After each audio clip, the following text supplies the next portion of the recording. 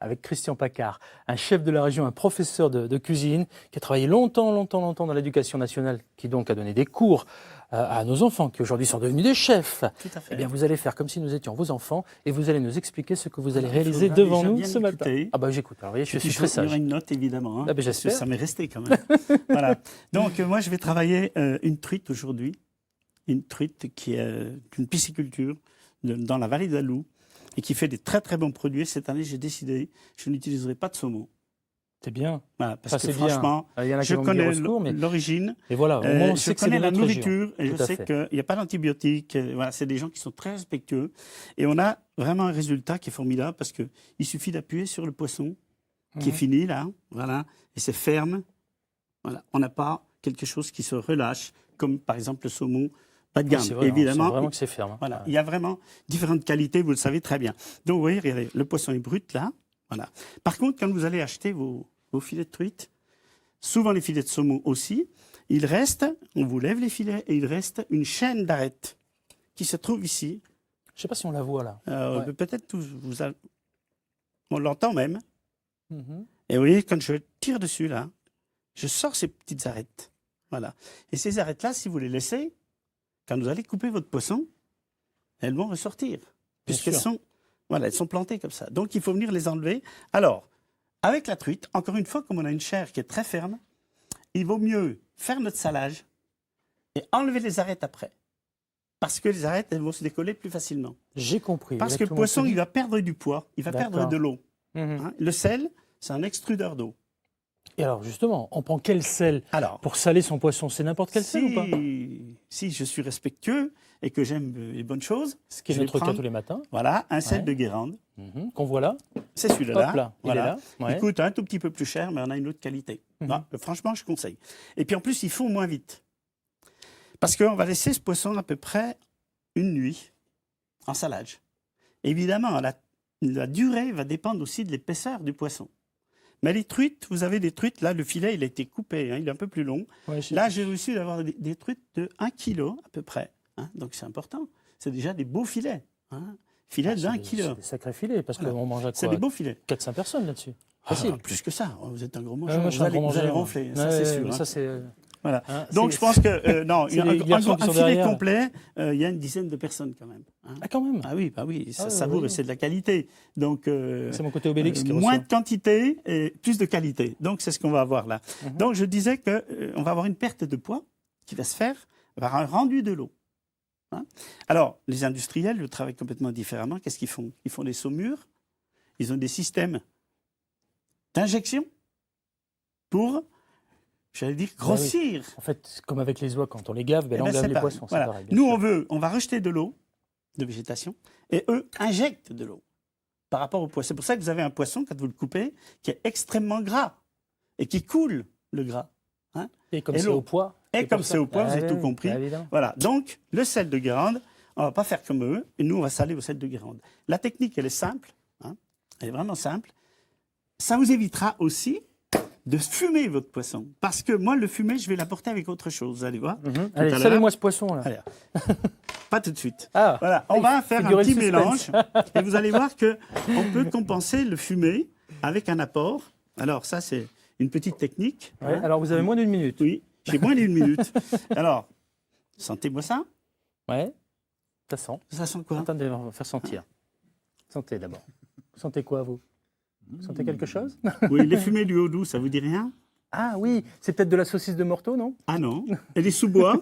Voilà. Pour rire. Alors rapide, puisqu'il me bouscule, c'est des champignons fumés, séchés, fumés, broyés. Donc moi, je vais apporter le côté fumé avec ça. Et là, ce sont des agrumes séchés, broyés et confites. Oh là, ça c'est... C'est extra, ça. Ah oui, hein. Ça c'est des bouches les naseaux, hein. Ah ben oui, c'est extraordinaire. Donc évidemment, c'est des oranges bio qui ont été blanchies légèrement et passées au four et puis après broyées. Et puis je vais mettre un petit peu de poivre de Sichuan parce qu'il a ce côté un peu agrume. Et puis toujours un petit peu de sucre quand on fait un salage. Et moi, je ne vais pas prendre un sucre blanc. Non, c'est pas un sucre, ça. La rapadura, voilà, qui est vraiment 100% naturel et un petit peu de graines de fenouil. Et dans notre région, évidemment, on a du genièvre. Je crois qu'il y en a sur la Bourgogne aussi, sur les coteaux. Et voilà ce genièvre. On va faire un petit mélange. Alors, la technique du mélange, elle est vraiment simple. Hein. Il faut avoir une logique. Ne pas mettre en excès les épices. Alors, je vous regarde. Voilà. Allez-y. 30 donc, secondes chrono. C'est moi, parti. je vais peser. Donc, voilà. 1,50 g. Vous avez vu sur ma balance? Les cuisiniers ne sont pas des pâtissiers. Oui, je On suis peut d'accord. travailler. Le pâtissier, c'est au gramme près, à la seconde près. Le Et là, cuisinier, je vais faire c'est- mon mélange. Alors, je suis à peu près à 400 g de sel, 400-500 g de sel. Une petite poignée à chaque fois. quoi. Voilà. D'accord, ok, Un peu pigé. plus, là. Pigé. Donc ça, on a mis. Voilà. Ça, je vais apporter mon petit côté fumé. Mhm. Il y a combien de sel là dans votre... À peu près bocal, 400 là grammes. D'accord. Voilà. Parfait. Mais vous n'êtes pas obligé. Et puis, vous pouvez changer. Si vous avez envie de faire un salage avec un safran, vous allez mettre du safran. Au prix du safran, on va se calmer un peu. Hein. Écoutez, Ouais. tout se mérite. Ou de la truffe. C'est pas mal aussi. Pas mal. Hein, on verra Pas ça mal. plus tard.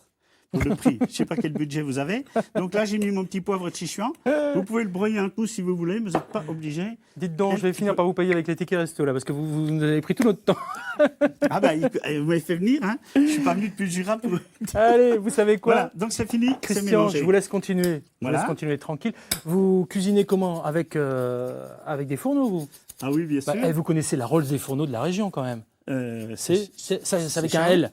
Avec un L. Les Lacanches. Ah, la canche, oui, c'est vrai. Les Ah oui, mais Lacanches. là, on n'est pas sur Allez, le propre. on y va. On part dans ce petit endroit.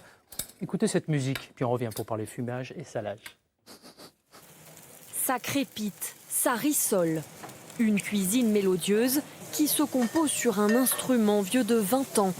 Un piano de cuisson ultra haut de gamme. 8 brûleurs, 4 fours au gaz, plus de 4 mètres de long. J'arrive à saisir vraiment le produit, on arrive à faire une belle caramélisation. Romain Médère est le 4e chef à s'en servir dans ce palace parisien. Non, l'avantage, c'est la fiabilité dans le temps. On a rarement, si ce n'est jamais, de panne, de fuite de gaz, de brûleurs qui tombent en panne. D'imaginer, en 20 ans, il est comme neuf, quoi. C'est juste incroyable. Pour moi, ça reste un outil assez incroyable. Des fourneaux de cuisine made in France qui aiguisent l'appétit des plus grands cuisiniers du monde, dans les établissements les plus prestigieux comme le Raffles de Singapour ou le Eleven Madison Park à New York, meilleur restaurant du monde 2017. Un marché de niche réservé exclusivement aux professionnels. Pour les particuliers, une marque française fait figure de référence. Au cœur de la Bourgogne, cette ancienne fonderie s'est spécialisée dans le piano de cuisson il y a 50 ans. Aujourd'hui, elle en vend 4000 par an en France ou à l'étranger. On se trouve sur les postes d'assemblage des fourneaux qui sont faits à la commande, un par un, avec des finitions et des couleurs spécifiques. Et chaque opérateur est chargé de l'assemblage d'un seul et unique appareil.